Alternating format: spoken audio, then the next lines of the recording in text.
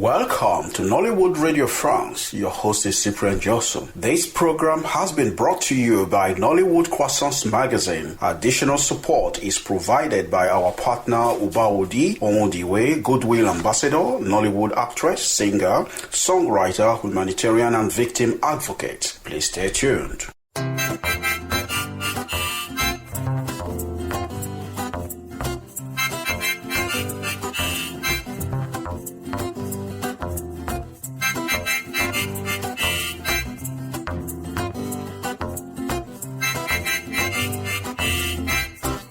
Well, I want to send a big kiss to all my friends from Nollywood Radio France, from Sawad Bertin, ex-Miss Haiti and actual actress. Quiero enviarles un beso grandísimo a toda mi gente de Nollywood Radio France. De verdad los quiero mucho de parte de Miss Haiti, Sawad Bertin, actual actrice. Je veux vous envoyer un grand bisou à tous mes amis de Nollywood Radio France. Je suis vraiment contente d'être dans la radio et c'est vraiment un honneur pour moi. Je vous aime, je vous adore et je vous embrasse.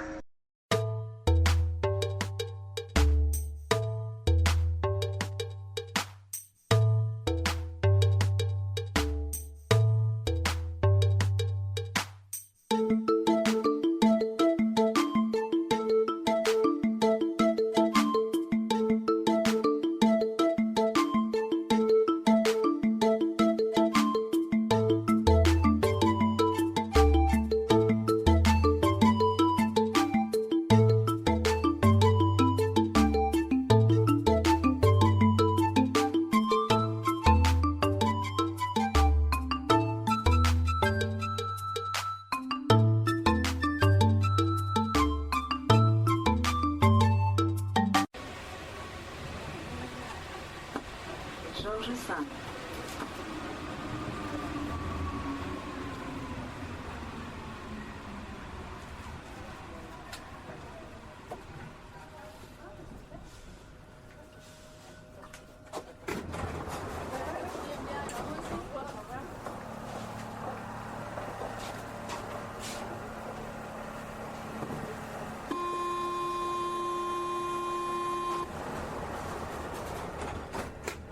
A stranger in a Paris subway. I'm not a grumbling immigrant with a serene face and an untroubled mind. I have learned how to mask the frightful question of the native French with an ode. Monsieur n'est pas Parisien. Monsieur is not a Parisian. I would gaze at Monsieur in oblivion and continue to nod like a lizard. I gave the experience of that moment a nickname. I call it freedom. Voiceless, no grumbling and not disturbed. And in this organized environment, Paris, a beautiful city no doubt, I walk down the French subway like a monk in a state of grace. And with a graceful mind, serene face, and an untroubled mind, 1, 2, 3 steps, rolling like a boy on roller skates, I found myself inside the French subway. Le métro, like a wanderer without destination, I mark time, watching the movement of commuters, listening to the music of the subway, smiling at beggars when I can't give them money.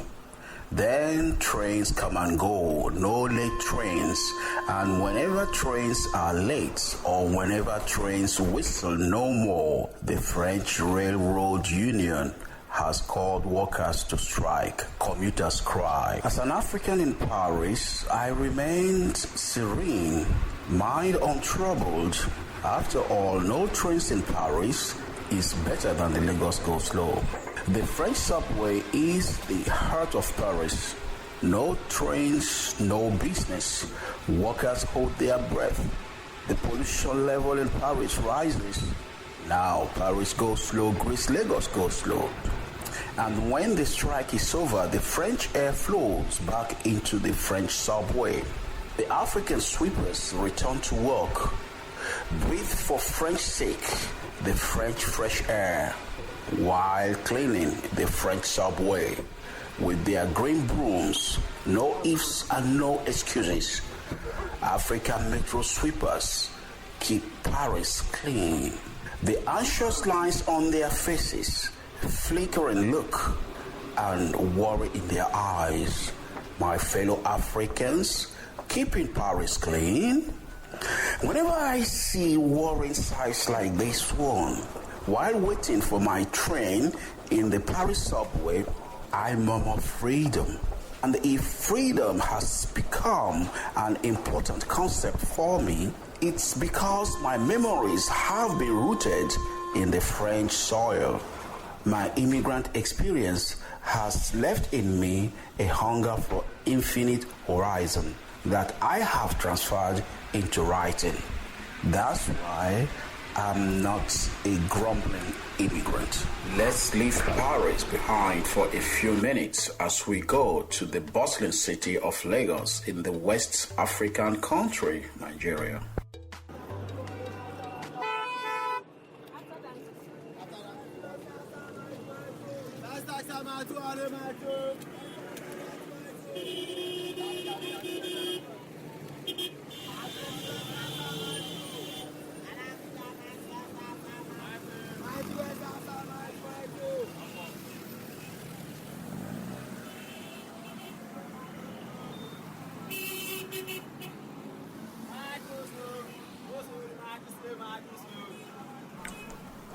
Now you're welcome back to France, Mr. Longi Agoha, fresh from Nigeria.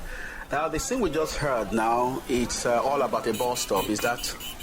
Yeah, somewhere in Lagos, yes. It was somewhere along Badagry Expressway, and people were just milling around, rushing.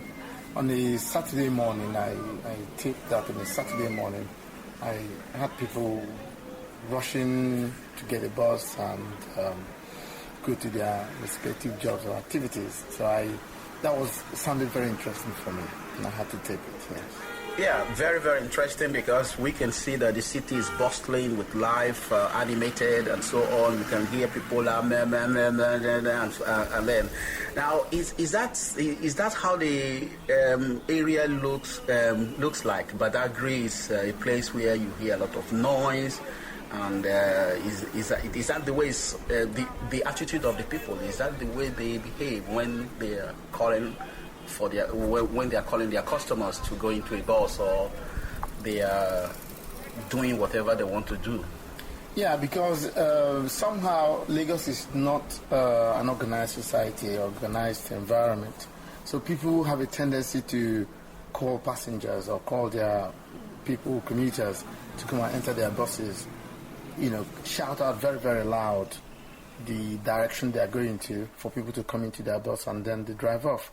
So that's one way of attracting would-be passengers to their buses, yes. Now, when you mean it's not well organized, can we link that to the culture of the people? Because I think you mean not organized in terms of not having stations where people can come straight and then oddly go into a bus. They should be called before they go into a bus. Or is it linked to the culture of the Lagosians that they should try to, it's a type of, it's a way, that's the way they animate or the way they behave when calling their customers? Anyway, I wouldn't say it's a culture. No, it's not suddenly a culture, but then somehow it has, we could ascribe it to a culture now, because it's been lingering on for quite a while now.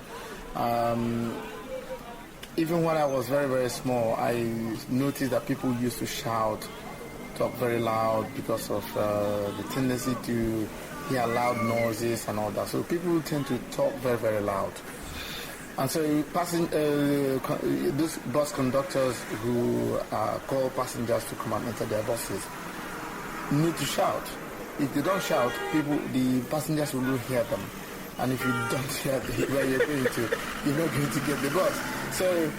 So that's it. So you need to shout very loud to really attract passengers to your bus. Yes.